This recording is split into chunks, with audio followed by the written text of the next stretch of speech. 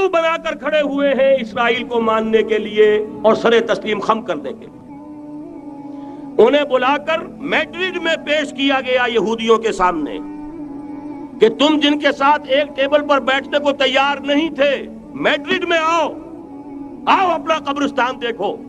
یہ اسپین کی سرزمین جہاں تم نے 800 برس حکومت کی تھی، یہ تمہارا قبرستان، یہاں آؤ اور بیٹھو اور ان کے ساتھ بات کرو. گئے تھے کہ نہیں تمام فرنٹ لائن سٹیٹس میڈرڈ میں؟ حالانکہ کوئی بین الاقوامی کانفرنس کبھی میڈرڈ میں نہیں ہوئی. یا تو یہ واشنگٹن میں، بعد میں وہ سارے معاملات واشنگٹن میں چلے. شروع وہاں سے کیا، اس لیے کہ نیوز ویک کا کچھ عرصے پہلے کور سٹوری جو تھی 1992 is the year of Spain. Why? 1592 was the year of the fall of Granada. 1492 میں 1492 میں غرناطہ کا سقوط ہوا اور پورے آئیبیرین پیننسولا سے ایک ایک مسلمان بچہ نکال کر ختم کر دیا گیا، یا زندہ جلا دیے گئے، یا تہے دیگ کر دیے گئے، یا جہازوں میں بھر کر. اور آپ کو معلوم ہے میڈیٹرینین کی حیثیت کیا ہے؟ خلیج ہے، ایک معمولی سی خلیج. ادھر سے اسپین کا ساحل قریب آ جاتا ہے، اسپین کے ساحل سے جہازوں میں بھرا اور نارتھ افریقہ کے ساحل کے اوپر پھینک کر آ گئے. پورے ہسپانیہ میں جہاں 800 برس مسلمان کی حکومت رہی، ایک بچہ بھی مسلمان نام کا موجود نہ رہا. یہ تھا 1492 اور اب آیا تھا 1992. 1992 is the year of Spain. اسی لیے ورلڈ اولمپکس رکھے گئے، وہاں دلہن کی طرح سجایا گیا ہسپانیہ کو اور بلایا گیا، طلب کیا گیا، سمن کیا گیا تمام دول عرب کو، آؤ یہاں بیٹھو اور یہاں بیٹھ کر اپنے ان یہودی دشمنوں کے ساتھ مصالحت کی بات شروع کرو. بہرحال نوٹ کر لیجئے، عالم عرب جا چکا. کوئی دن کی بات ہے، میں سنسنی پیدا نہیں کرنا چاہتا، لیکن حالات اور واقعات سے نگاہیں بند کرنا بھی کوئی دانش مندی کی بات نہیں ہے. یہ ایودھیا کی مسجد شہید کی گئی، ابھی یہ ایک بہت بڑا مزار جو ہے شہید کیا گیا، اور اس کے ساتھ کئی مسجدیں شہید کی گئی. یہ سب کیا ہے؟ یہ مسلمانوں کی نفس دیکھی جا رہی ہے کہ کوئی غیرت اور حمیت نام کی کوئی شے باقی ہے. جیسے علامہ اقبال نے وہ نظم لکھی تھی، عبدالقادر روہیلا بڑا ظالم جفاجو کینہ پرور تھا، لیکن یہ کہ اس نے جو ایک ٹیسٹ لیا تھا کہ وہ جو عورتیں ہیں تیموری خاندان کی، ان میں کوئی رمق رہ گئی ہے؟ معلوم ہوا کہ نہیں، کہ غیرت نام تھا جس کا گئی تیمور کے گھر سے، ختم ہو، غیرت نکل گئی. اسی طرح ایودھیا کی مسجد، اب چرار شریف، اور یہ کوئی دن کی بات ہے کہ اب مسجد اقصی کا نمبر آیا کہ آیا. اس کے لیے پوری تیاریاں ہو چکی ہیں. یروشلم کا مشرقی حصہ خالی کرایا جا چکا ہے، اس کے اندر اب پورا تسلط یہودی کر رہے ہیں. یہاں تک کہ اب کے یاسر عرفات صاحب نے بھی کچھ نہ کچھ جو ہے احتجاج کی بات کی ہے، حالانکہ اب تک ہر بات مان کر منقار زیرے پر تھا. لیکن یہ کہ ایک وقت آتا ہے آخر کار اسے بھی کچھ بولنا پڑ گیا ہے. لیکن یہودی اب پیچھے قدم ہٹانے والا نہیں ہے. ان کا تھرڈ ٹیمپل، 30ویں مرتبہ ہیکل سلیمانی تعمیر ہونا ہے. نوٹ کر لیجئے، ان کے لیے وہ وہی کچھ ہے جو ہمارے لیے کعبہ ہے. ان کے لیے ہیکل سلیمانی بالکل وہی حیثیت رکھتا ہے جو ہمارے لیے کعبہ. وہ ہیکل سلیمانی ایک مرتبہ پہلے نبوکدنضر کے ہاتھوں مسمار ہوا، پھر سن 70 عیسوی میں ٹائٹس کے ہاتھوں مسمار ہوا. سن 70 کے بعد آج 1995 میں کتنے برس ہو گئے؟ پورے 1925 برس ہو گئے کہ ان کا کعبہ زمین بوس پڑا ہوا ہے. اب تک تو ان کا بس نہیں تھا، اب تو بس ہے کہ نہیں؟ اب ان کی حکومت ہے کہ نہیں؟ اب شاہ حسن ہو چاہے شاہ حسین، ان کے نوکر اور چاکر ہیں یا نہیں؟ اب انہیں ڈر کس کا ہے؟ لہذا کوئی دن کی بات ہے، مسجد اقصی شہید ہوگی اور ٹیمپل کی تعمیر شروع ہوگی. یہ تو بہرحال ایک نقشہ ہے. اگلا نقشہ آپ کو بتانا چاہتا ہوں، ایک دوسری تصویر ہے. یہ تصویر ہے زمینی، ایک تصویر ہے آسمانی. وَمَكَرُوا وَمَكَرَ اللَّهُ وَاللَّهُ خَيْرُ الْمَاكِرِينَ. انہوں نے اپنی سی تدبیریں کی، اللہ نے اپنی تدبیر کی، اور ظاہر بات ہے اللہ کی تدبیر سے بہتر تدبیر کس کی ہوگی؟ چنانچہ یہودیوں کی سازشیں اس وقت بھی ناکام ہوئی تھی یا نہیں؟ ظاہر بات ہے جاء الحق وزهق الباطل ان الباطل کان زهوقا. لہذا یہ آیتیں دونوں اعلان کر رہی ہیں کہ یہودیوں کی سازشیں بالآخر ناکام ہوں گی اور دین حق کا بول بالا ہو کر رہے گا. یہ تو ان آیتوں سے ظاہر ہے. یریدون لیطفئوا نور اللہ بافواہہم واللہ متم نورہ ولو کرہ الکافرون. یریدون ان یطفئوا نور اللہ بافواہہم ویابى اللہ الا یتم نورہ ولو کرہ الکافرون. هو الذی ارسل رسولہ بالہدی ودین الحق لیظہرہ علی الدین کلہ ولو کرہ المشرکون. اللہ نے تو بھیجا ہی ہے اپنے رسول کو اس فیصلے کے ساتھ اور یہ ذمہ داری اور مشن دے کر کہ جو دین حق آپ کو دے کر بھیجا جا رہا ہے اسے غالب کیجئے، نافذ کیجئے، قائم کیجئے. اس مشن کے ساتھ بھیجا جا رہا ہے اور وہ بہرحال آیا. جاء الحق وزهق الباطل ان الباطل كان زهوقا. لیکن نوٹ کرنے کی بات یہ ہے، ذرا یہاں تھوڑا سا تحمل کے ساتھ غور کیجئے گا، کہیں میرے خلاف کوئی فتویٰ دینا شروع کر دیں. کیا حضور کا مقصد بعثت اس وقت مکمل ہو گیا تھا؟ ایک درجے میں ہو گیا کہ جزیرہ نما عرب پر اللہ کے نور کا بھی اتمام ہو گیا، اللہ کا دین بھی غالب ہو گیا. ہو گیا کہ نہیں ہو گیا؟ لیکن کیا محمد الرسول اللہ صرف عرب کے لیے بھیجے گئے تھے؟ قرآن کہتا ہے ببانگ دہل وما ارسلناک الا کافۃ للناس بشیرا ونذیرا. اے محمد صلی اللہ علیہ وسلم، ہم نے نہیں بھیجا ہے آپ کو مگر پوری نوع انسانی کے لیے بشیر اور نذیر بنا کر. تو جان لیجئے کہ یہ مقصد بعثت محمدی صلی اللہ علیہ وسلم بتمام و کمال اس وقت پورا ہوگا جب کل عالم انسانیت پر، کل روئے ارضی پر اللہ کا دین اسی طرح غالب ہو جائے گا جس طرح کہ محمد الرسول اللہ والذین معہ صلی اللہ علیہ وسلم ورضی اللہ تعالی عنہم اجمعین، ان کے ہاتھوں سے، ان کے ایثار سے، ان کی قربانیوں سے، جن کا نقشہ آپ کے سامنے مولانا کھینچ چکے ہیں، ان کے اثار، ان کی قربانیاں، ان کی محنت، ان کی جفا کشی، ان کی سرفروشی، ان کے جان تن من دھن لگا دینے کے نتیجے میں جیسے اس وقت غالب ہوا تھا کل روئے ارضی پر غالب ہوگا، تب کہیں جا کر مقصد بعثت محمدی مکمل ہوگا. یہی وجہ ہے اقبال نے کہا تھا وقت فرصت ہے کہاں، کام ابھی باقی ہے، نور توحید کا اتمام ابھی باقی ہے. لیکن ساتھ ہی خوشخبری بھی دی تھی، یہ چمن معمور ہوگا نغمہ توحید سے. آئے گا وہ دور، یہ چمن معمور ہوگا نغمہ توحید سے، لازماً آ کر رہے گا. لہذا اب اس کے درمیان جو یہ فصل ہے اس کو سوچئے. لیکن میں اس سے پہلے ذرا وہ حدیثیں کہ جن میں حضور کی سری پیشن گوئیاں آئی ہیں بڑی تیزی کے ساتھ آپ کو سنا دینا چاہتا ہوں. اور اس کی وجہ کیا ہے؟ یہ زمینی حالات جنہیں میں نے کہا تھا انہیں دیکھیں. ظاہر بات ہے کبوتر کی طرح آنکھیں بند کرنے کا تو فائدہ نہیں، حقیقت کو دیکھنا پڑے گا. حقیقت کو دیکھتے ہیں تو دل بیٹھ جاتا ہے، مایوسی کے اندھیارے چھا جاتے ہیں، امید کی کوئی کرن کہیں نظر نہیں آتی. کہاں نظر آتی؟ مولانا نے کتنا عمدہ نقشہ کھینچا ہے. کہاں ہے وہ اسلام؟ مسلمان تو ہیں، 1 ارب سے زیادہ ہیں، لیکن کوئی پوچھے 1 انچ زمین دکھاؤ جہاں اسلام تم نے نافذ کیا، تو وہاں ہمارے ہاتھوں کے طوطے اڑ جائیں گے. نتیجہ یہ ہے کہ حالات تو زمینی جو ہے وہ ہے مایوس کن. اس میں ظاہر بات ہے کہ امید کا دامن تھامنے کے لیے ہمیں کوئی چیز چاہیے، اور وہ چیز ہے جو محمد عربی صلی اللہ علیہ وسلم اپنی خوشخبریوں کی شکل میں دے کر گئے. آپ نے اپنے دور سے لے کر قیامت تک 5 دور گنوا دیے. تکون النبوۃ فیکم ما شاء اللہ ان تکون ثم يرفع اللہ اذا شاء يرفعها ثم تکون خلافۃ على منهاج النبوۃ ثم تکون ملکا عاضا ثم تکون ملکا جبریا ثم تکون خلافۃ على منهاج النبوۃ. یہ طویل حدیث کا میں نے صرف خلاصہ سنایا ہے آپ کو. مسند احمد ابن حنبل کی روایت ہے، حضرت نعمان ابن بشیر راوی ہے رضی اللہ تعالی عنہ. پہلا دور دور نبوت، دوسرا دور دور خلافت علی منہاج النبوہ، نبوت کے نقش قدم پر خلافت جسے ہم خلافت راشدہ کہتے ہیں. تیسرا دور مسلمانوں کی حکومتیں، لیکن وہ ملوکیت کا دور، ملکن عاضن، اور ان میں ظاہر بات ہے کہ عاضن بھی تھی، جہاں ان میں خوبیاں تھیں وہاں برائیاں بھی تھیں.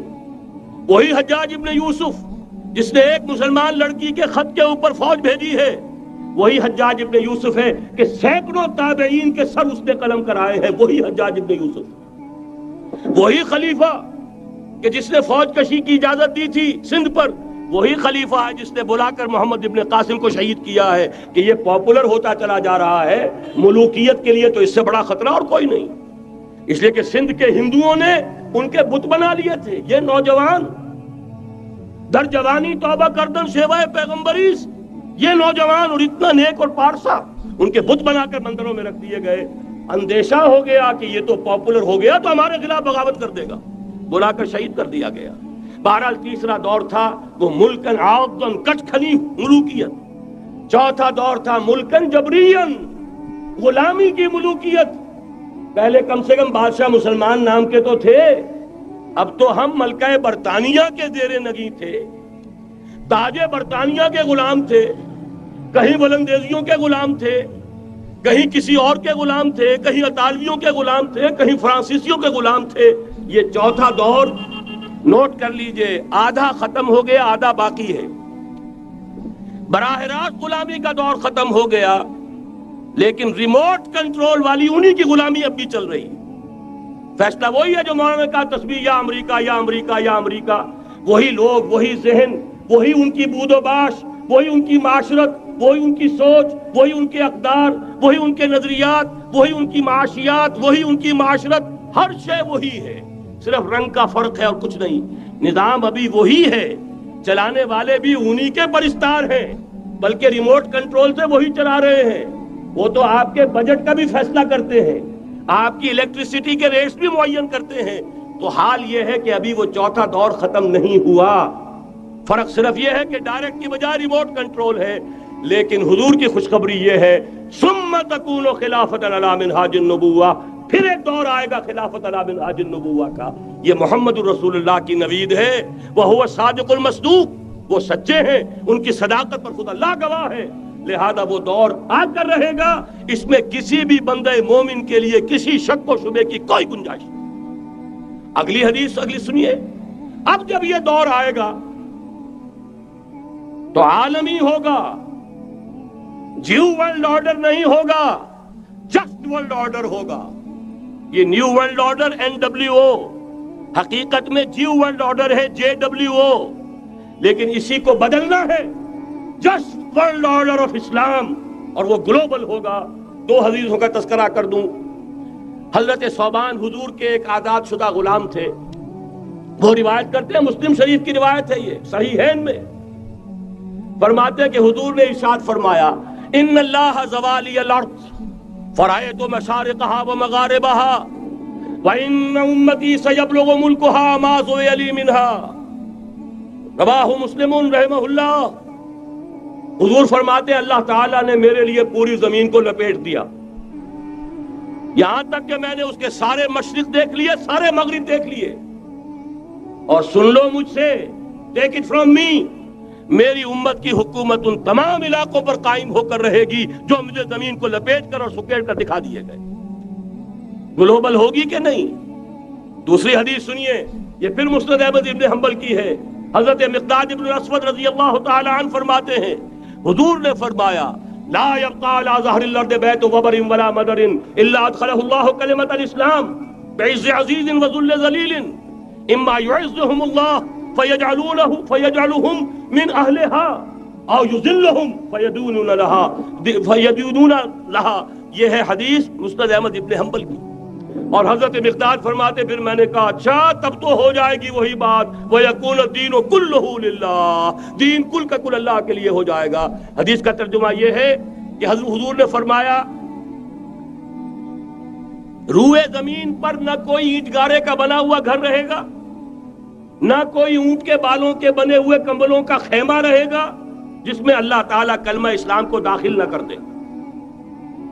لیکن یہ داخلہ دو طریقے سے ہوگا، بعز عزیز و ذل ذلیل، یا صاحب عزت کے اعزاز کے ساتھ، یا کسی مغلوب کی مغلوبیت کے ساتھ۔ یعنی یا تو اللہ تعالیٰ ان کا اعزاز فرمائے گا اور وہ کلمہ اسلام کے خود قائل ہو جائیں گے۔ جب گھر والا خیمے والا اسلام لے آئے گا تو اسلام اس کے گھر میں داخل ہوگا، اس کو بھی عزت نصیب ہوگی۔ وَلِلَّهِ الْعِزَّةُ وَلِرَسُولِهِ وَلِلْمُؤْمِنِينَ، عزت تو حق ہے اللہ کا، اس کے رسول کا اور اہل ایمان کا۔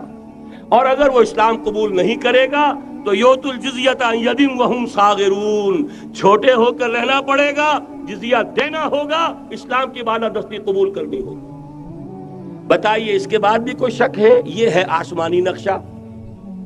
یہ اللہ فرما رہے ہیں وَاللَّهُ مُتِمُّ نُورِهِ وَيَأْبَى اللَّهُ إِلَّا يُتِمَّ نُورَهُ لِيُظْهِرَهُ عَلَى الدِّينِ كُلِّهِ وَلَوْ كَرِهَ الْمُشْرِكُونَ، یہ اللہ کا فیصلہ ہے۔ ادھر یریدون لیطفئوا ہے، یہ زمینی نقشہ ہے۔ اب شکل کیا ہے؟ اب میں آپ سے عرض کر دوں کہ ان دونوں کے مابین جو خلا نظر آ رہا ہے، کوئی شخص یقین کے ساتھ نہیں کہہ سکتا کہ اب حالات کا کیا رخ ہوگا، اس لیے کہ ظاہر بات ہے قرآن مجید میں مستقبل کے بارے میں خود حضور سے کہلوایا گیا وَإِنْ أَدْرِي أَقَرِيبٌ أَمْ بَعِيدٌ مَا تُوعَدُونَ، لوگوں مجھے معلوم نہیں ہے کہ جس بات کی تمہیں خبر دی جا رہی ہے وہ قریب آ چکا ہے یا دور ہے۔ وَإِنْ أَدْرِي لَعَلَّهُ فِتْنَةٌ لَكُمْ وَمَتَاعٌ إِلَىٰ حِينٍ، اور میں نہیں جانتا، ہو سکتا ہے اللہ کچھ اور مہلت دے دے تمہیں، اور کچھ اور آزمائش جو ہے اس کے لیے تمہارے لیے کوئی اور مہلت عطا فرما دے، ہو سکتا ہے۔ تو میں بھی کسی دعوے سے نہیں کہہ رہا، لیکن دو امکانات ہیں۔ امکان نمبر ایک کیا ہے؟ ابھی عالم اسلام کا ایک سالڈ بلاک ہے جو یہودی ورلڈ آرڈر کی نگاہوں میں کھٹک رہا ہے۔ میں کھٹکتا ہوں دل یزداں میں کانٹے کی طرح۔ اگرچہ ان کی اسٹریٹجی کیا ہے؟ ایک ایک کر کے ان کے حصے بکھرے کر کے دیا پانچا کرو۔ ابھی وہ بلاک کون سا ہے؟ ایران ہے، افغانستان ہے، پاکستان ہے، اور روسی ترکستان سے آزاد ہونے والی جو ریاستیں ہیں، یہ ایک سالڈ بلاک۔ یہ عجمی مسلمان عربی نہیں، عربی گئے، یہ نوٹ کر لیجئے، اس لیے کہ عربوں کو اللہ نے فضیلت دی تھی، محمد ان میں سے تھے صلی اللہ علیہ وسلم، یہ رتبہ بلند ملا جن کو مل گیا۔ لیکن ساتھ ہی اللہ نے دھمکی بھی دے دی تھی سورہ محمد میں، ان تتولوا یستبدل قوما غیرکم، اگر تم پیٹھ دکھا دو گے اس مشن کو جو ہم نے تمہارے حوالے کیا ہے، تمہیں ہٹائیں گے، کسی اور کو لے آئیں گے۔ اور یہ بات ہو چکی ہے 13ویں صدی عیسوی میں، 1258 میں جب سقوط بغداد ہوا ہے، عربوں کے ہاتھ سے عالم اسلام کی قیادت چھین لی گئی، معزول کر دیا۔ اس کے بعد قیادت کن کے ہاتھوں میں آئی؟ ترکوں کے ہاتھ، ترکان تیموری ہندوستان میں، ترکان صفوی ایران میں، ترکان سلجوقی مڈل ایسٹ میں، اور ترکان عثمانی کا تو کہنا ہی کیا ہے، وہ ایشیا مائنر سے چل کر آپ کو معلوم ہے کہ مشرقی یورپ کا کتنا بڑا علاقہ، دی گریٹ آٹومان امپائر اس صدی کے آغاز تک قائم تھی۔ اس صدی میں عجیب عجیب معجزے ہوئے ہیں۔ گریٹ آٹومان امپائر جو 3 بر اعظموں پر محیط، نام و نشان ختم۔ The great U S S R, نام و نشان ختم۔ اب تو روس صاحب ایک ملک کی حیثیت سے رہ گئے۔ یہ اس صدی میں دو اور وقت نہیں ہے میں اور آپ کو کیا بتاؤں، اس صدی میں تو بڑے بڑے عجیب عجوبے ہوئے ہیں، بڑی بڑی 2 عظیم جنگیں ہو چکی ہیں، تیسری جو ہے سر پر کھڑی ہے، دور نہیں ہے، جس کو حدیث میں کہا گیا ہے الملحمۃ العظمی، تاریخ انسانی کی عظیم ترین جنگ، اور وہی صلیبی جنگ جس کا آغاز بوسنیا سے ہو چکا ہے۔ بہرحال اس وقت جو میں کہہ رہا تھا، ورنہ میرے پاس تو یعنی یہ کہ درد دل کہنے کے لیے وقت نہیں ہے، مجھے اپنی بات کو محدود کرنا پڑ رہا ہے، لیکن میں اب آ رہا ہوں اصل موضوع کی طرف، کہ ایک امکان تو یہ ہے کہ اس بلاک میں اسلام کا احیاء ہو، اور اس کے لیے کچھ نویدیں بھی موجود ہیں احادیث نبویہ میں۔ وہ تو آپ نے سنا ہوگا اقبال کا شعر، میرے عرب کو آئی ٹھنڈی ہوا جہاں سے، میرا وطن وہی ہے، میرا وطن وہی ہے۔ حدیث میں آتا ہے یخرج ناس من المشرق یؤتون للمہدی، یعنی سلطانہ، مشرق سے فوجیں نکلیں گی کہ جو کہ مہدی کی حکومت قائم کریں گی۔ یہ مہدی اہل تشیع کے مہدی اور ہیں، ہمارے مہدی اور ہیں۔ اہل تشیع کے عقیدے کے مطابق ان کے بعد میں امام جو روپوش ہو گئے تھے وہ امام مہدی ہے، وہ ظاہر ہو جائیں گے، ابھی امام غائب ہیں، پھر وہ ظاہر ہو جائیں گے۔ ہمارے نزدیک یہ مہدی پیدا ہوں گے یا ہو چکے ہوں، اور یہ ہوں گے حضرت فاطمہ کی نسل ہی سے رضی اللہ تعالی عنہا، لیکن عالم عرب کے اندر پھر ایک طاقت بن کر ابھریں گے باطل کی قوتوں کے خلاف جہاد کریں، لیکن ان کو مدد آئے گی دو طرف سے، ایک زمینی مدد آئے گی مشرق سے، ایک آسمانی مدد آئے گی، عیسیٰ ابن مریم کا نزول، حضرت مسیح علیہ الصلوۃ والسلام جو زندہ آسمان پر اٹھائے گئے تھے نازل ہوں گے، اور در حقیقت ان دو مددوں کے نتیجے میں پھر یہود کا قلع قمع ہوگا، اور یہی گریٹر اسرائیل ان کا گریٹر گریو یارڈ بن کر رہے گا، عظیم تر قبرستان بن کر رہے گا۔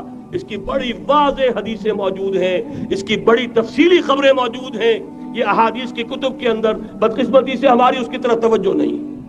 ایک تو یہ ہو سکتا ہے، اسی طریقے سے ایک اور حدیث ہے، یخرج من خراسان رایات سود، اور یہ مسلم شریف کی روایت ہے، نوٹ کیجئے گا، نہیں ترمذی شریف کی روایت ہے، یخرج من خراسان رایات سود لا يردها شيء حتى تنصب بإيلیا، اور خراسان حضور کے زمانے میں آج کے افغانستان کا نام تھا۔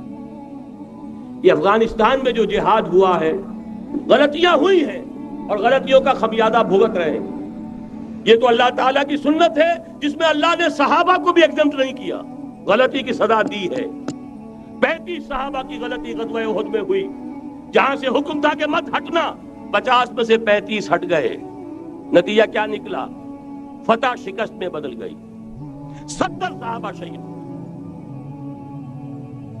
اللہ تعالیٰ نے فرمایا وَلَقَدْ صَدَقَكُمُ اللَّهُ وَعْدَهُ إِذْ تَحُسُّونَهُم بِإِذْنِهِ حَتَّى إِذَا فَشِلْتُمْ وَتَنَازَعْتُمْ فِي الْأَمْرِ وَعَصَيْتُمْ مِن بَعْدِ مَا أَرَاكُم مَا تُحِبُّونَ۔ مسلمانوں ہم سے گلہ نہیں کر سکتے، ہم نے اپنا وعدہ سچا کر دکھا دیا تھا، جبکہ تم انہیں گاجر مولی کی طرح کاٹ رہے تھے، لیکن جب تم ڈھیلے پڑ گئے، تم نے ڈسپلن کو توڑا، تم نے اختلاف کیا تو سزا دیا۔ تو اگر صحابہ کرام رضوان اللہ تعالی علیہ مجمعین خیر الناس بعد الانبیاء، پوری نوع انسانی کے اندر انبیاء کے بعد بلند ترین انسان، اگر ان کی بھی غلطی کا خمیازہ جو ہے اللہ نے چکھایا، کیوں چکھایا؟ ضروری تھا، آئندہ کے لیے سبق ہو جائے، ایک وَلِيُمَحِّصَ مَا فِي قُلُوبِكُمْ، تاکہ تمہارے دلوں کے اندر اگر کہیں کوئی کھوٹ ہے اور پاک کر دیں ہم۔ اس لیے بہرحال غلطیاں ہوئی ہیں افغانستان میں، ایک امام کے ساتھ بیعت نہیں تھی، بلکہ بدقسمتی اور بڑھ کر یہ ہے بیعت کر کے توڑ دی۔ عبد الرسول سیاف صاحب کے ہاتھ پر ہمارے پاکستان کے 7 گروپ جو تھے، انہوں نے عین حرم میں بیٹھ کر بیعت کی اور پاکستان آ کر بیعت توڑ دی، سزا اس کی مل رہی ہے۔ آپس کی خانہ جنگی یوں ہی نہیں ہو رہی، کوئی سبب ہے، لہذا یہ سزا تو ملے گی، لیکن جتنا خون یہاں پر خلوص کے ساتھ دیا گیا ہے اس کی مقدار بھی کم نہیں ہے، یہاں سے خیر برآمد ہوگا۔ اور دوسری بات اپنے بارے میں نوٹ کر لیجئے، یہ پاکستان، بچا کھچا Pakistan, what remains of Pakistan, یہ اصل میں ہے کیا؟ مولانا بہت خوبصورت انداز میں فرما رہے تھے، یہ 313 نہیں تھے، اسلام تھا۔ اسی طرح نوٹ کیجئے، پاکستان نہیں ہے، 4 صدیوں کی تجدیدی مساعی کا حاصل۔ آپ نے کبھی نوٹ کیا ختم نبوت کے بعد اب سب سے اونچا منصب کس کا ہے؟ مجددین۔ سنن ابی داؤد کی روایت، ان اللہ یبعث فی ہذہ الامہ علی راس کل 100 عام من یجدد لها دینها۔ اور نوٹ کیجئے، کوئی بات ہے 1000 برس تک سارے مجدد عالم عرب میں پیدا ہوئے، جیسے ہی دوسرا 1000 سال شروع ہوا، الف ثانی کا مجدد اعظم شیخ احمد سرہندی کہاں تھا؟ صنم خانہ ہند میں حاضر ہوا میں شیخ مجدد کی لحد پر، وہ خاک کے ہے زیر فلک مطلع انوار، گردن نہ جھکی جس کی جہانگیر کے آگے، جس کے نفس گرم سے ہے گرمی آرات وہ۔ پھر 12ویں صدی کا مجدد اعظم امام الہند شاہ ولی اللہ دہلوی، 13ویں صدی کا مجدد اعظم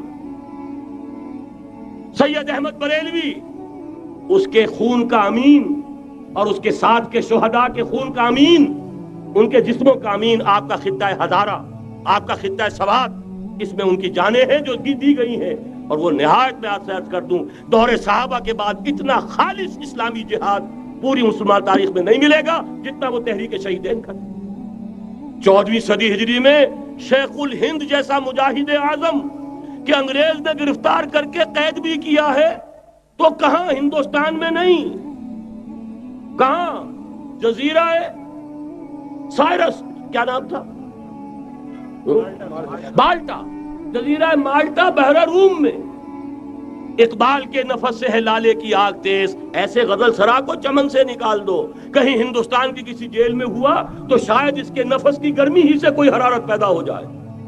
اور اسی صدی میں، 14ویں صدی ہجری میں، اقبال جیسا مفکر، اسی 14ویں صدی ہجری میں مودودی جیسا مصنف، اسی 14ویں صدی ہجری میں مولانا الیاس جیسا مبلغ رحمہم اللہ، عظیم شخصیتیں آج پورے عالم اسلام میں آپ کو تبلیغی دوست ملیں گے۔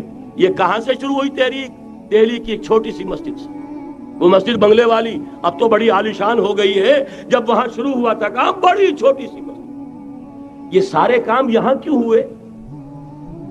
پورا عالم اسلام آزاد ہوا، کہیں نعرہ اسلام کا نہیں لگا، کہیں عرب قومیت پر، کہیں کسی اور عصبیت پر تحریکیں چلی ہیں، صرف تحریک پاکستان تھی کہ پاکستان کا مطلب کیا؟ لا الہ الا اللہ۔ کوئی سبب ہے کہ یہاں قرارداد مقاصد پاس ہوئی، حاکمیت اللہ کی ہے، کہ اکبر نام لیتا ہے خدا کا اس زمانے میں۔ یہ سارا ماضی سامنے رکھیے اور حضور کی دی ہوئی پیشین گوئیوں کا مستقبل سامنے رکھیے، ان دونوں سے ثابت ہوتا ہے اس خطۂ ارضی سے کچھ ہونا ہے۔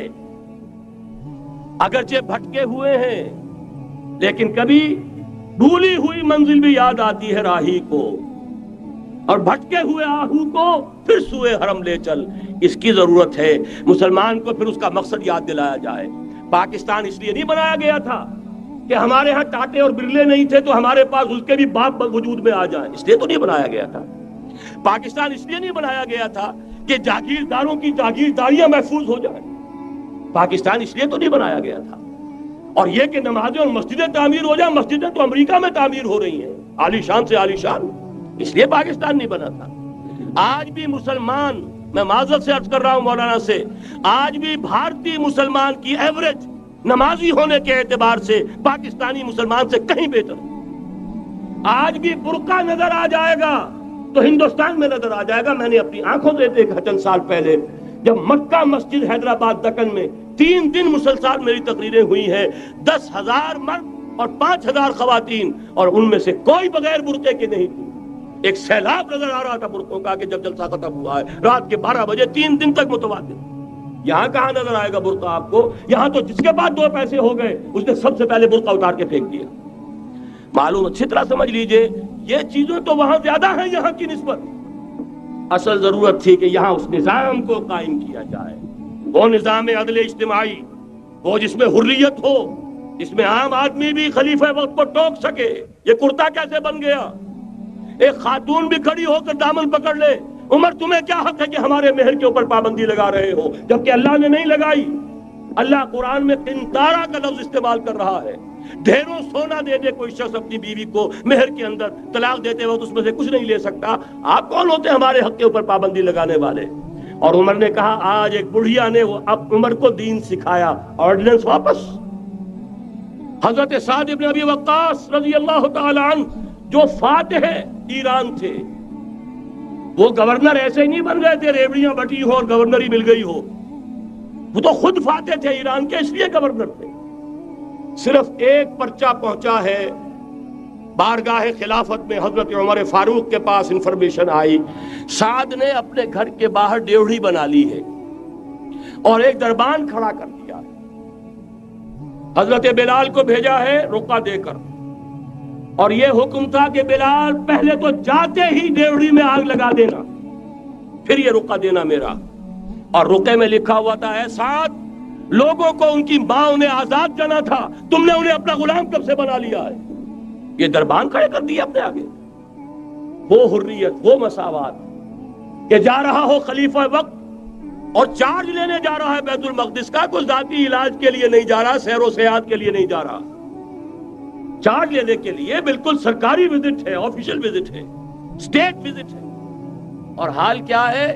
700 میل کا فاصلہ طے کرنا اور ایک اونٹنی، کوئی انٹوریج نہیں، کوئی خدم و حشم نہیں، کوئی جمبو جٹ بھرے ہوئے نہیں، کچھ نہیں، ایک اونٹنی، ایک خادم۔ اس ایک اونٹنی پر چونکہ راستے کا راشن بھی ہے لہذا 2 آدمی نہیں بیٹھ سکتے، ایک بیٹھ سکتا ہے۔ ایک منزل خلیفہ وقت بیٹھا ہوا ہے اوپر اور خادم نکیل پکڑ کر چل رہا ہے، اگلی منزل خادم اوپر بیٹھا ہے اور خلیفہ وقت عمر بن الخطاب رضی اللہ تعالی عنہ اور وہ آگے آگے نکیل پکڑ کر چل رہے ہیں۔ یہ نظام چاہیے آج نوع انسانی کو۔ اس کے انتظار میں، اس کی تلاش میں نوع انسانی نے کتنے تجربے کر لیے، کیسی چھلانگیں لگائیں، ملوکیت ختم کی، آسمان سے گرا کھجور میں اٹکا، جمہوریت آئی نام نہاد لیکن وہ سرمایہ دارانہ نظام بن کر آگے سے بڑھ کر لعنت بن گئی۔ پہلے جاگیردار مسلط تھا، اب سرمایہ دار اور کارخانے دار مسلط ہو گیا۔ اس سے نکلنے کے لیے زور لگایا، کمیونزم کی طرف گئے، چھلانگ لگائی، اب ایک پارٹی ڈکٹیٹر بن کر بیٹھ گئی۔ انسان رست از یک بنتا افتاد در بندے دیگر، ایک چیز سے غلامی سے نجات پاتا ہے دوسری میں پھنس جاتا ہے۔ اور کیوں؟ کہ وہ نظام عدل اجتماعی جو محمد عربی کو دے کر بھیجا گیا تھا اس کے کسٹوڈین سوئے ہوئے، اس کے کسٹوڈین کو اندازہ ہی نہیں۔ یہ نسخہ تو ہمارے پاس تھا، ہمیں عمل کرنا تھا اور دنیا کے سامنے پیش کرنا تھا۔ پاکستان بنایا اس لیے گیا تھا کہ ہم اس کا ایک نمونہ دنیا کے سامنے پیش کریں گے۔ قائد اعظم نے فرمایا تھا کہ ہم یہ چاہتے ہیں کہ پاکستان کی صورت میں عہد حاضر میں اسلام کے اصول حریت و اخوت و مساوات کا ایک نمونہ قائم کر کے دکھائیں۔ کہاں ہے وہ؟ بھٹک گئے، سو گئے۔ بہرحال اب بھی وقت ہے، جب تک سانس تب تک آس۔ میرے عزیز نے تو ڈرایا ہے اور صحیح ڈرایا ہے۔ اللہ تعالیٰ نے 25 برس انتظار کیا تھا، پہلے عذاب کا کوڑا پھر مارا ہماری پیٹھ پر۔ وَلَنُذِيقَنَّهُم مِّنَ الْعَذَابِ الْأَدْنَىٰ دُونَ الْعَذَابِ الْأَكْبَرِ، بڑے عذاب سے پہلے چھوٹا عذاب کا مزہ چکھائیں گے۔ لَعَلَّهُمْ يَرْجِعُونَ، شاید کہ لوٹ آئیں۔ وہ ہم سے 1000 میل کے فاصلے پر ہوا تھا، اگرچہ 93,000 ہمارا کڑیل جوان، جن میں غالباً 43,000 فوجی اور یہ کہ تقریباً اتنی تعداد میں جو غیر فوجی تھے، وہ اس ہندو کے غلام بنے، قیدی بنے جن پر 800 برس تک، کہیں 600 برس تک، کہیں 1000 برس تک حکومت کی تھی۔ اتنی بڑی شکست کا کلنک کا ٹیکا ہماری پیٹھ پر پڑا۔ پہلے عذاب کا کوڑا آ گیا تھا، 25 برس ہو گئے تھے قمری حساب سے، نوٹ کر لیجئے، یہ نہ سمجھیے 24.25 برس ہوئے تھے، 24.25 برس قمری حساب سے 25 برس تھے۔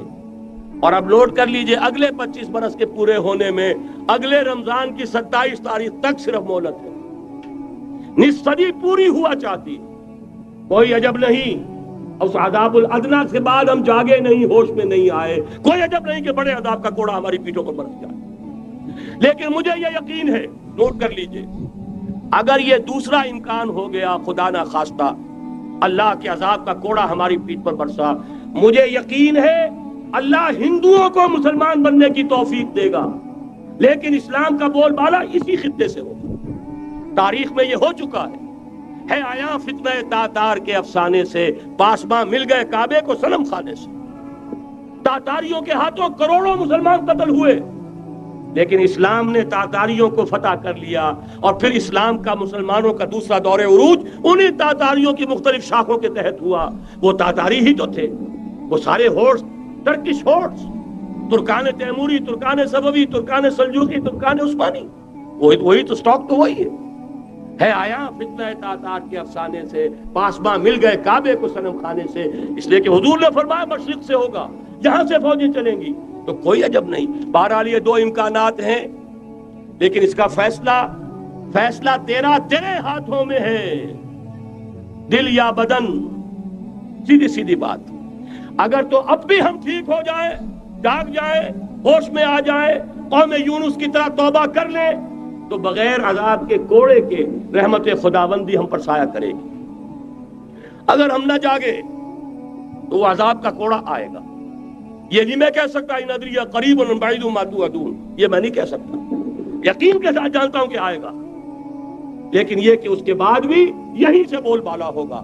اگر ہمارے ذریعے نہیں تو ان کے ذریعے سے جو ہمیں شکست دے کر پھر اسلام قبول کر لیں گے۔ لیکن کیوں نہ پہلے ہی راستے پر چلنے کی کوشش کریں۔ وہ راستہ کیا ہے، بس صرف چند منٹوں میں اس کی میں وضاحت کر دوں گا، اس لیے کہ سارا ہمارا جوش بھی ہو، جذبہ بھی ہو، ارادہ بھی پیدا ہو جائے، کوئی لائن آف ایکشن سامنے نہ آئے تو پھر نتیجہ نہیں بنتا۔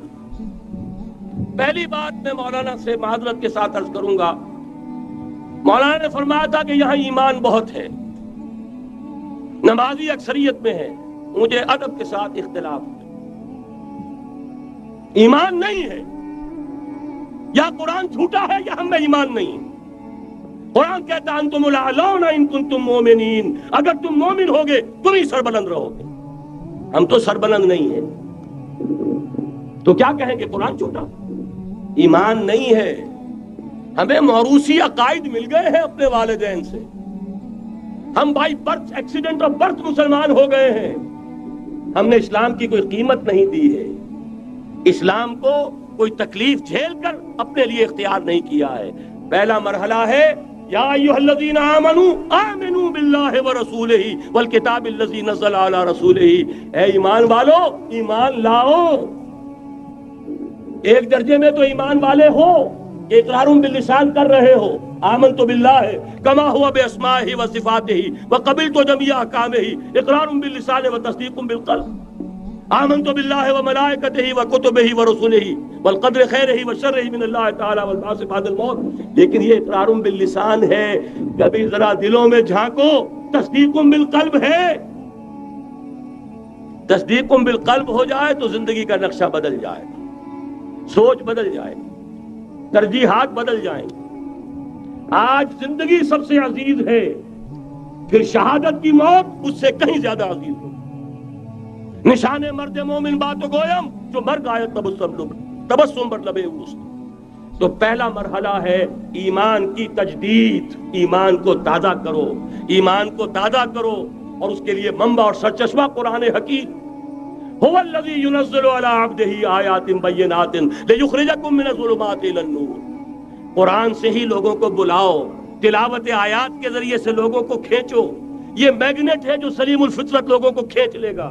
پھر اسی کے ذریعے سے تزکیہ کرو، یا ایھا الناس قد جاءتکم موعظۃ من ربکم وشفاء لما فی الصدور، تمہارے سینوں کے اندر جو روگ ہیں ان کا علاج بھی یہی قرآن ہے۔ پھر اسی کی تعلیم دو، یتلو علیہم آیاتہ ویزکیہم ویعلمہم الکتاب والحکمہ، یہ پہلا مرحلہ۔ دوسرا مرحلہ جو ایمان اپنا تازہ کر لیں، شعوری طور پر اللہ، آخرت، رسالت، قرآن، محمد الرسول اللہ کی ختم نبوت، اس پر ایمان لے آئے شعوری طور پر، تجدید ایمان۔ نوٹ کر لیجئے سورہ نساء کی وہ آیت، یا ایھا الذین آمنوا آمنوا باللہ ورسولہ، ایمان لاؤ، اے ایمان والو ایمان لاؤ۔ جو لوگ یہ مرحلہ طے کر لیں وہ بنیان مرصوص بنے بیعت کی بنیاد پر۔ لیکن بیعت کون سی؟ بیعت جہاد۔ یہ جو بخاری شریف میں ترانہ آیا ہے صحابہ کرام کا، غزوہ خندق میں جب صحابہ کدالیں چلا رہے تھے، خندق کھودی جا رہی تھی، تو ان کی زبانوں پر ایک شعر تھا، نحن الذین بایعوا محمدا علی الجہاد ما بقینا ابدا، ہم وہ ہیں جنہوں نے محمد سے بیعت کی ہے جہاد کی، جب تک جان میں جان ہے جہاد جاری رہے گا۔ یہ جہاد کی بیعت، سید احمد بریلوی رحمۃ اللہ علیہ نے پہلے بیعت لی تھی بیعت ارشاد، پھر بیعت لی بیعت جہاد، اور اسے کہا یہ سلسلہ محمدی ہے۔ سلسلہ چشتیہ میں بیعت ہو گئی، سلسلہ سہروردیہ میں ہو گئی، سلسلہ نقشبندیہ میں ہو گئی، سلسلہ قادریہ میں ہو گئی، اب آؤ بھائی سلسلہ محمدیہ میں بیعت کرو، اور سلسلہ محمدیہ جہاد کی بیعت ہے۔ نحن الذین بایعوا محمدا علی الجہاد ما بقینا ابدا۔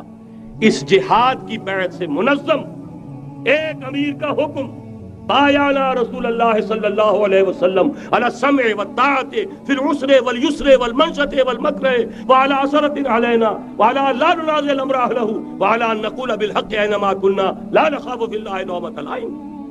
ایک حدیث متفق علیہ، بخاری میں، مسلم میں بھی، یہ ہے وہ اسلامی حزب اللہ کا دستور۔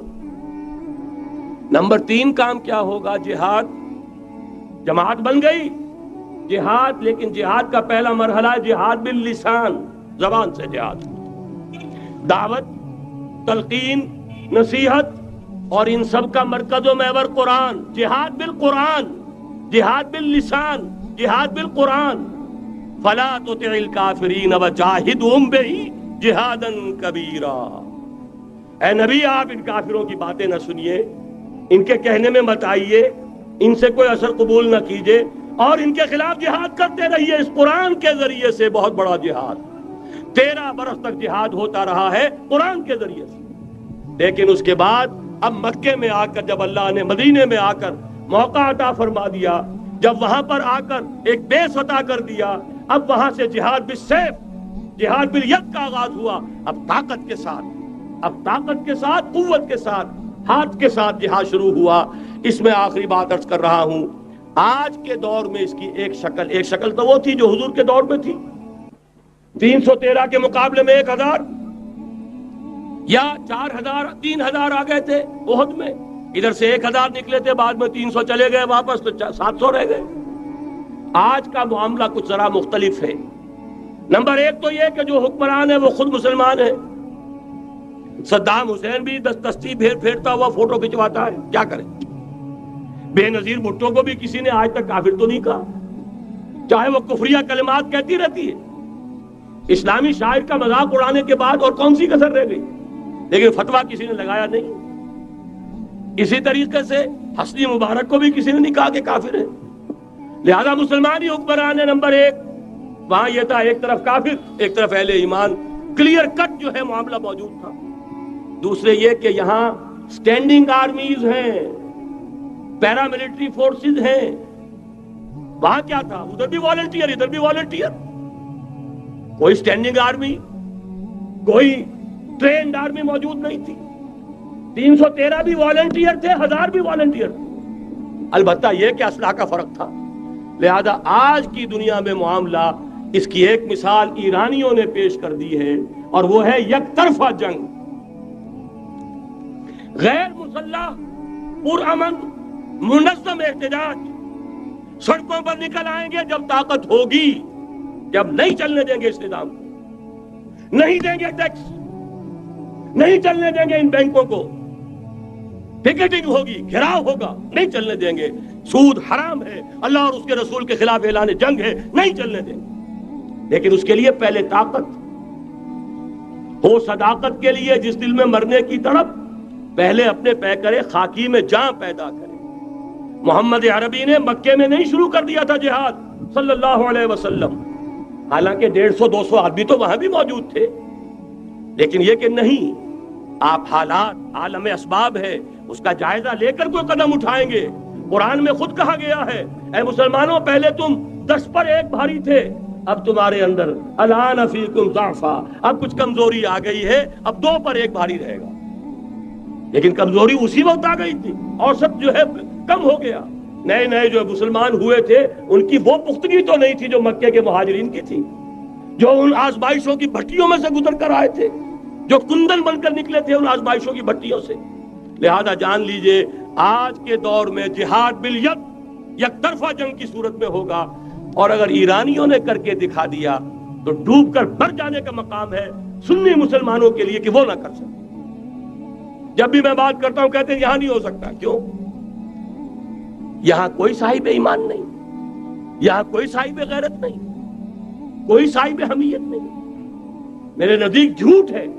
جانے دینے کے لیے تو نظام مصطفیٰ میں بھی آ گئے تھے، نام نہاد نظام مصطفیٰ تحریک، ہر کس نظام مصطفیٰ تحریک نہیں تھی، وہ صرف بھٹو کے خلاف ایک تحریک تھی، ورنہ ولی خان ہو، پیر پگاڑا ہو اور اصغر خان صاحب ہو، یہ نظام مصطفیٰ کے ماننے والے، قائم کرنے والے، وہ صرف بھٹو کے خلاف تحریک تھی۔ لہذا اس میں بھی مسلمانوں نے جانیں دے دی۔ تو اب آپ سوچئے کہ پھر کوتاہی ہماری ہے، ہم نے راستہ ان کے سامنے رکھا نہیں، بات واضح کی نہیں، لوگوں کو عمل کے لیے ابھارے، راستہ بھی تو دکھائیں۔ نمبر 1، ایمان کی تجدید بذریعہ قرآن۔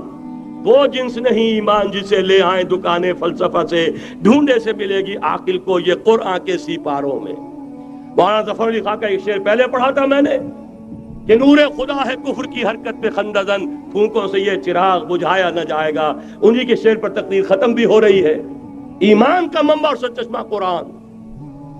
وہ جنس نہیں ایمان جسے لے آئیں دکانیں فلسفہ سے، ڈھونڈے سے ملے گی عاقل کو یہ قرآن کے سیپاروں میں۔ تجدید ایمان بذریعہ قرآن، اجتماعیت بذریعہ بیعت جہاد، بیعت سم و طاعت فی المعروف۔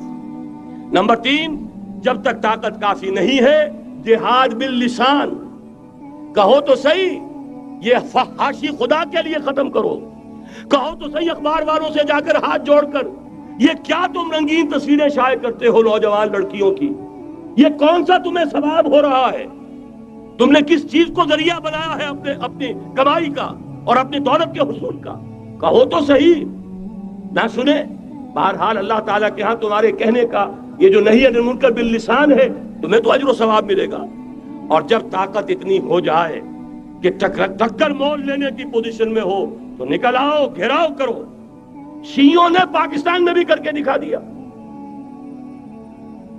50,000 نے جا کر سول سیکریٹریٹ کا گھیراؤ کر لیا۔ ابھی ماشاء اللہ جوان تھا، بوڑھا نہیں ہوا تھا، کل 3 برس، اور بڑے تنتنے کے ساتھ ضیاء الحق صاحب لے کر آئے تھے آرڈیننس، زکوٰۃ آرڈیننس۔ 50,000 نے جا کر گھیراؤ کیا۔ اگر ہمیں کمٹمنٹ نہیں دو گے کہ ہمیں ایگزمپٹ کیا جائے گا، نہیں اٹھیں گے، مارو گولیاں، مارو جتوں کو مارو۔ چیف مارشل اللہ ایڈمنسٹریٹر کی ناک رگڑی گئی زمین میں، کمٹمنٹ دی کہ جی میں آپ کو کر دوں گا، ایگزمپٹ کر دوں گا، وعدہ ہے، تب اٹھے۔ یہ ہے راستہ کام کرنے کا، یہ ہے طریقہ، لیکن تنظیم ہو، موب نہ ہو۔ ایسا نہ ہو جو ہوا مالاکنڈ میں، بیچارے صوفی محمد صاحب کہتے ہیں میں نے تو کسی کو گولی چلانے کا حکم دیا ہی نہیں، یہ گولیاں ویسے چل پڑی، اور اس کے بعد ایک ایک مورچے پہ جا کر ہاتھ جوڑ رہے ہیں امیر صاحب کہ خدا کے لیے باہر نکلا اور نہیں آ رہے۔ یہ نہیں، سم و طاعت فی المعروف، جو حکم دیا جائے، حکم ہو حرکت کرنے کا تو حرکت کریں، اور حکم ہو رک جانے کا تو رک جائیں۔ اگر یہ نظم جماعت نہیں ہوگا خیر وجود میں نہیں آئے گا، قربانیاں ہوں گی اور ضائع جائیں گی۔ چنانچہ ایک اخباری انٹرویو کی روح سے انہوں نے خود کہا یہ جانیں جو ہے شہادت کی نہیں ہے، جانیں ضائع گئیں۔ حالانکہ مجھے اختلاف ہے، اس کو کہنا یہ چاہیے تھا کہ جس نے بھی خلوص میں اگر غلطی کی ہے بہرحال اللہ کے ہاں اس کا جو ثواب محفوظ رہے گا، جان دینا آسان کام نہیں ہے، لیکن یہ ضرور ہے کہ نظم کے بغیر دی گئی ہے اس کا دنیا میں نتیجہ نہیں نکلے گا۔ تو یہ میں نے عرض کیا آپ سے 4 نکات: تجدید ایمان بذریعہ قرآن، اجتماعیت بذریعہ بیعت جہاد اور بیعت سم و طاعت فی المعروف۔ پھر جب تک طاقت کافی نہیں، نہیں عن المنکر باللسان، مظاہرے کرو، لوگوں کو جا کر روکو، ہاتھ جوڑو، خوشامد کرو، باز آ جاؤ، منکرات کو چھوڑ دو، اللہ کے غضب کو دعوت نہ دو، اللہ کے غصے کو نہ بھڑکاؤ۔ لیکن جب طاقت کافی ہو جائے، منظم جماعت جو جانے دینے کے لیے تیار ہو، جو اپنے سینوں پر گولیاں کھانے کو تیار ہو، پھر میدان میں آئیں گے، پھر کہیں گے یا یہ منکرات نہیں یا ہم نہیں، یا تخت یا تختہ، اس کے سوا تیسری بات پھر کوئی نہیں ہوگی۔ اور اس کے لیے یہ ون سائیڈڈ وار، یک طرفہ جنگ ایرانیوں نے کر کے دکھا دی، ہلکی سی جھلک ہمیں بھی پاکستان میں دکھا دی۔ اب بھی اگر ہم کہیں کہ ہمارے سامنے راستہ نہیں ہے تو یہ سوائے اس کے کہ اپنے آپ کو، وہ جو اقبال نے کہا پتہ نہیں نام کیا ہے اس کا، خدا فریبی کہ خود فریبی، عمل سے فارغ ہوا مسلمان بنا کے تقدیر کا بہانہ۔ راستے تو صاف ہیں، نشانات راہ بھی اب تو سامنے موجود ہیں، اگر اس کے باوجود ہم حرکت نہیں کرتے تو سارا قصور ہمارا اپنا۔ جو باتیں میں نے عرض کی ہیں، اب ظاہر بات ہے ایک تقریر میں میں نے بہت سا مواد جمع کیا ہے، میری کتابیں ہیں، میرے کیسٹس ہیں، ان سب کا جو ہے اب جس کے بھی دل میں کوئی جذبہ ابھرا ہے، اس جذبے کو بہت قیمتی سمجھیے، جس کے بارے میں اقبال کا ایک خوبصورت شعر ہے: آرزو اول تو پیدا ہو نہیں سکتی کہیں، اور ہو جائے تو مر جاتی ہے یا رہتی ہے خام۔ اس لیے کہ یہ ماحول ایسا ہے، یہاں بری آرزویں پروان چڑھتی ہیں، دولت کی آرزو، شہرت کی آرزو، جائیداد کی آرزو اور اقتدار کی آرزو، لیکن یہ کہ کبھی دینی اگر جذبہ ابھرتا بھی ہے تو ماحول اسے غذا نہیں دیتا، آکسیجن نہیں ہے، وہ پودا مرجھا جاتا ہے۔ لہذا جس کے دل میں بھی وہ جذبہ ابھر آیا ہو، اس کو مضبوطی کے ساتھ اس لمحے کو امر بنا دیجئے۔ ہندی میں الف لگانے سے برعکس ہو جاتا، مر امر، ٹل اٹل، امر بنا دیں اس کو۔ یہ ہمیشہ کا ہو جائے کہ اب اس پر عمل کا آغاز ہوگا، اور عمل کے آغاز کے لیے مزید اگر آپ کو سمجھنے کی ضرورت ہے، جیسا میں نے عرض کیا ہے، کیسٹ سے کتابیں ہیں، ہمارے دفاتر ہیں، یہاں قریب آپ کے جو ہے وہ دفتر موجود ہے، وہاں سے لیجئے، عاریتاً لیجئے، خریدیے، پڑھیے، گفتگو کرنی ہو، میں اسی شہر لاہور میں رہتا ہوں، آئیے، بات کیجئے، سمجھیے، سمجھائیے، لیکن یہ کہ ایک عزم تو کر کے اٹھیے۔ وہ عزم کیا ہے؟ قل ان صلاتي ونسكي ومحياي ومماتي لله رب العالمين لا شريك له وبذلك امرت وانا اول المسلمين۔ اقول قولي هذا واستغفر الله لي ولكم ولسائر المسلمين والمسلمات۔